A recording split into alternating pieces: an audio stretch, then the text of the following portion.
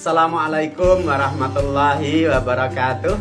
Selamat berjumpa kembali bersama kami di Sahabat Matematika Channel, teman setia belajar matematika Anda untuk menjadi hebat. Kesempatan kali ini Sahabat Matematika Channel akan melanjutkan pembahasan tentang teorema Pythagoras bagian yang kedua, yaitu kebalikan dari teorema Pythagoras. Dari kebalikan teorema Pythagoras yang kita pelajari nanti akan kita gunakan untuk menyelidiki jenis-jenis segitiga berdasarkan tinjuan sudut. Bagaimana sudah kalian pelajari di kelas 7 bahwa jenis segitiga berdasarkan tinjuan sudut ada 3, yaitu yang pertama segitiga lancip adalah segitiga yang ketiga sudutnya merupakan sudut lancip. Yang kedua segitiga tumpul, segitiga yang salah satu sudutnya sudut tumpul, dan segitiga siku-siku yaitu segitiga yang salah satu sudutnya adalah sudut siku-siku. Dengan kebalikan teorema Pythagoras, kita dapat menentukan jenis-jenis segitiga berdasarkan tinjuan sudut tersebut dengan cara menyelidiki hubungan ukuran antara sisi-sisinya. Tentu saja tidak bisa kita bahas dalam satu edisi, tapi kita bagi dalam beberapa edisi yang tentu kalian harus mengikuti kelanjutan dari yang kita bahas pada kesempatan kali ini. Mari kita ikuti pembahasan selengkapnya. Bismillahirrahmanirrahim. Kita ingatkan kembali teorema Pythagoras bahwa pada setiap segitiga siku-siku berlaku kuadrat hipotenusa atau sisi miring sama dengan jumlah kuadrat sisi-sisi yang lain atau sisi siku-sikunya.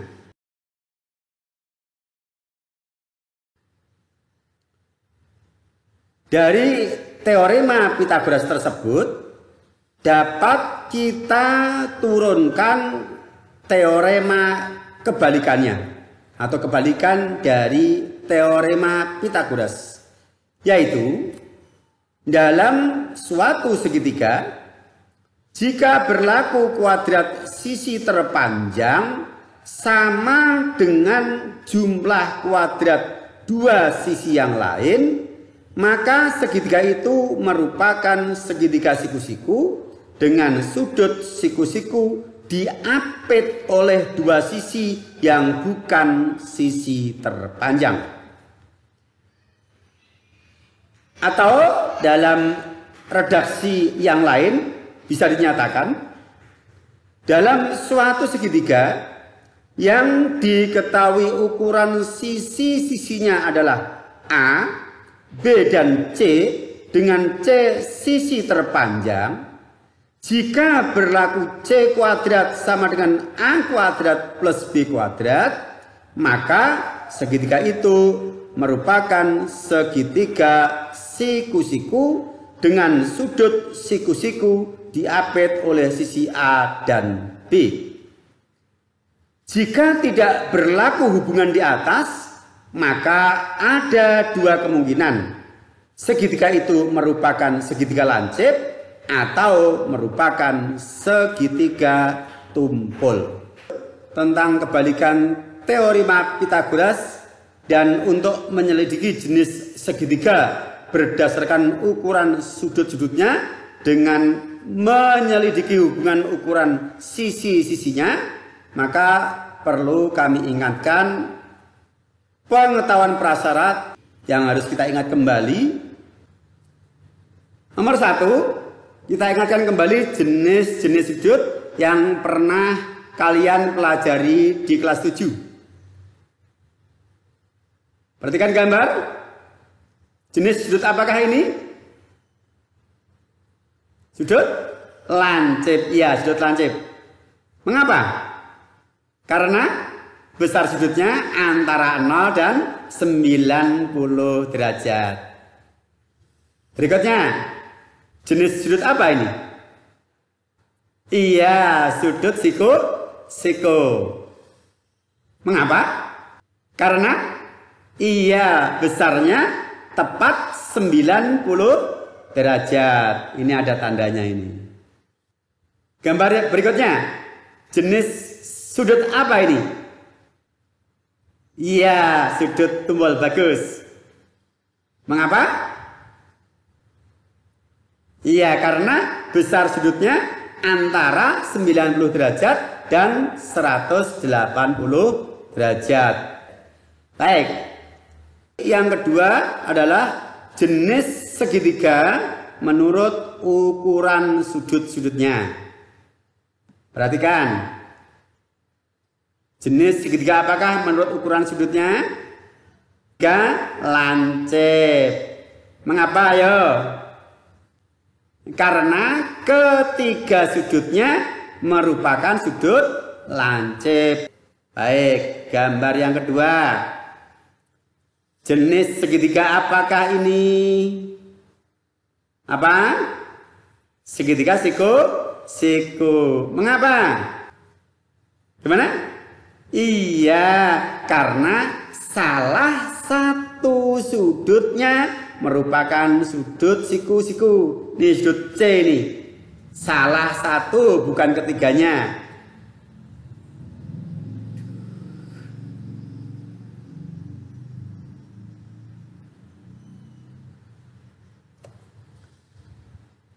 Lanjut.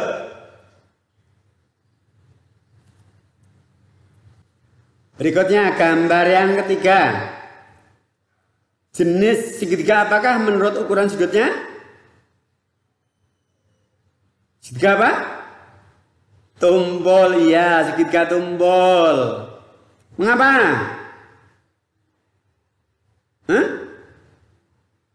Ketiga sudutnya tumbol atau salah satu?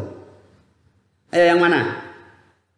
Iya, salah satu sudutnya merupakan sudut tumbol. Tidak mungkin ada sebuah segitiga ketiga sudutnya merupakan sudut tumbol. Baik, kita lanjut. Catatan untuk diketahui dan dipahami bahwa pada setiap segitiga berlaku ketidaksamaan sisi. Misalnya segitiga itu berukuran sisinya adalah A, B, dan C. Berlaku ketidaksamaan sisi, yaitu jumlah dua sisi sembarang selalu lebih dari sisi yang lain. Sebenarnya untuk mendeteksi suatu ukuran itu merupakan ukuran segitiga atau bukan, tidak harus kita mendeteksi tiga model kombinasi ABC seperti ini. Caranya bagaimana? Misalkan diberikan tiga buah ruas garis yang ukurannya A, B, dan C dengan C ruas garis terpanjang. Untuk mengetahui ruas garis itu dapat dilukis menjadi segitiga atau tidak, atau ketiga ruas garis itu merupakan sisi segitiga atau bukan, kita tidak perlu mendeteksi dengan tiga kombinasi penjumlahan dan perbandingan seperti ini. Kita bisa hanya dengan cara mendeteksi jumlahkan dua sisi yang bukan sisi terpanjang, kemudian dibandingkan dengan sisi terpanjang. Dalam hal ini, sisi terpanjang adalah C, yang bukan sisi terpanjang adalah A dan B. A dan B kita jumlahkan, kita bandingkan dengan C. Jika berlaku A plus B lebih dari C, maka ketiga ruas garis itu dapat dilukis menjadi sebuah segitiga, atau dengan kata lain merupakan sisi-sisi dari suatu segitiga. Catatan berikutnya, untuk mengetahui jenis segitiga berdasarkan sudutnya dapat dilakukan dengan cara yang pertama dengan mengukur ketiga sudutnya. Yang kedua, dengan mengukur salah satu sudutnya yang menurut pengamatan diyakini merupakan sudut paling besar. Bagaimana kita bisa mengetahui sudut yang terbesar dari suatu segitiga? Perhatikan segitiga itu sisi yang terpanjang yang mana? Maka letak sudut terbesar adalah berada di depan sisi terpanjang atau menghadap sisi terpanjang. Jika sudut yang terbesar yang kita ukur itu merupakan sudut lancip, maka dijamin segitiga itu merupakan segitiga lancip. Jika sudut yang terbesar itu merupakan sudut siku-siku, maka dipastikan segitiganya merupakan segitiga siku-siku. Dan jika sudut yang terbesar itu ternyata sudut tumbul, maka itu artinya segitiganya merupakan segitiga tumbul. Selain dua cara ini untuk mendeteksi jenis segitiga berdasarkan sudutnya dapat dideteksi tanpa mengukur sudut-sudutnya, tetapi dengan mendeteksi hubungan antar ukuran sisi-sisinya dengan menggunakan kebalikan teorema Pythagoras. Nah, lebih jelasnya, mari kita masuk ke pembahasan inti materi, yaitu kita melakukan penyelidikan jenis-jenis segitiga. Penyelidikan yang pertama, perhatikan tabel ukuran sisi-sisi segitiga berikut. Kemudian tentukan jenis segitiganya berdasarkan tinjauan sudut. Dalam tabel disajikan 3 buah segitiga yang ukuran sisi-sisinya disimbolkan dengan A, B, dan C. Dengan C sisi terpanjang. Kemudian dari data tabel pertama kita tuangkan dalam tabel kedua dengan urutan sisi C, A, dan B. Kita pindahkan di sini ukurannya. Dari segitiga pertama, kedua, dan ketiga kita selidiki hubungan sisi-sisinya dengan menggunakan kebalikan teorema Pythagoras. Yang pertama, kita hitung nilai C kuadrat dari segitiga pertama, yaitu 10 kuadrat adalah 100. Kemudian dua sisi yang lain yang bukan sisi terpanjang, yaitu A dan B, 8 kuadrat 64, kemudian 6 kuadrat 36. Kemudian di kolom berikutnya adalah kita jumlahkan hasil dari A kuadrat ditambah B kuadrat. 64 ditambah 36 sama dengan 100. Perhatikan kolom yang saya beri warna hijau adalah kolom untuk C kuadrat, yaitu sisi yang terpanjang dikuadratkan. Sedangkan kolom hijau yang kedua adalah A kuadrat plus B kuadrat, yaitu jumlah kuadrat dua sisi yang lain. Kita bandingkan nilai dari C kuadrat dengan hasil dari A kuadrat plus B kuadrat. Kita bandingkan dengan memberi tanda sama dengan, kurang dari, atau lebih dari. 10 kuadrat kita bandingkan dengan 8 kuadrat plus 6 kuadrat. 10 kuadrat adalah 100. 8 kuadrat ditambah 6 kuadrat, 64 tambah 36 juga 100. Maka tandanya adalah sama dengan. Segitiga yang kedua, kita lakukan hal yang sama. C kuadrat adalah 169, kemudian A kuadrat 25, B kuadrat 144, kemudian A kuadrat plus B kuadrat, hasilnya 169.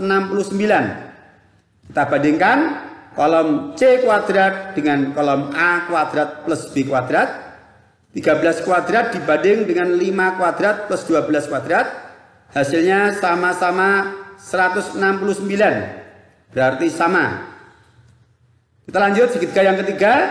Kita lakukan hal yang sama. 17 kuadrat 289. Kemudian 8 kuadrat 64. 15 kuadrat 225. Selanjutnya A kuadrat plus B kuadrat. 64 ditambah 225, 289. Lagi-lagi kolom C kuadrat dan kolom A kuadrat plus B kuadrat hasilnya sama. Maka hubungannya adalah sama dengan. Ketiga segitiga ini, setelah kita selidiki ternyata kuadrat sisi terpanjang sama dengan jumlah kuadrat dua sisi yang lain. Selanjutnya dari hasil penyelidikan kita ini, bagian tabel yang kita beri warna blok hijau dan biru ini kolomnya kita delete sehingga kita dapatkan tabel baru tinggal seperti ini. Kita akan memastikan jenis segitiga apa yang ukuran-ukurannya diketahui dalam tabel dan hasil penyelidikannya menunjukkan bahwa kuadrat sisi terpanjang sama dengan jumlah kuadrat dua sisi yang lain. Kita mulai dari segitiga yang pertama dengan ukuran si A, B, dan C. Pada tabel C-nya adalah 10 sebagai sisi terpanjang, A-nya 8 dan B-nya 6. Sebelum kita mengukur sudut terbesar dari segitiga ini, kita pastikan dulu benarkah ukuran C, A, dan B adalah 10 cm, 8 cm, dan 6 cm. Kita ukur dengan penggaris. Ternyata benar C 10 cm.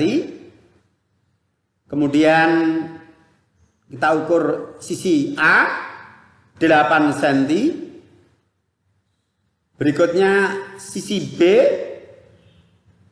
6 cm. Ternyata baik sisi C, A maupun B ukurannya sesuai dengan apa yang disajikan pada tabel. Sekarang kita akan mengukur sudut yang terbesar. Mana sudut yang terbesar?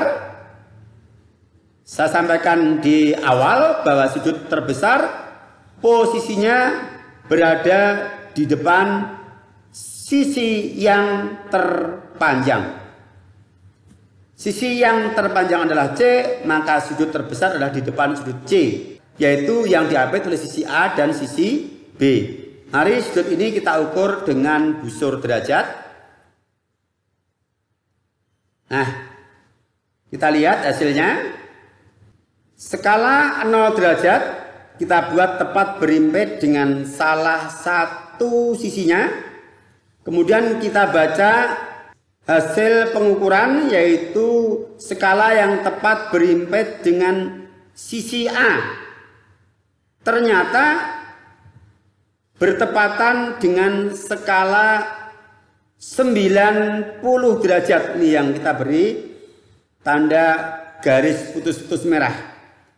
Ini artinya bahwa untuk segitiga yang pertama, sudut yang terbesar adalah sudut siku-siku.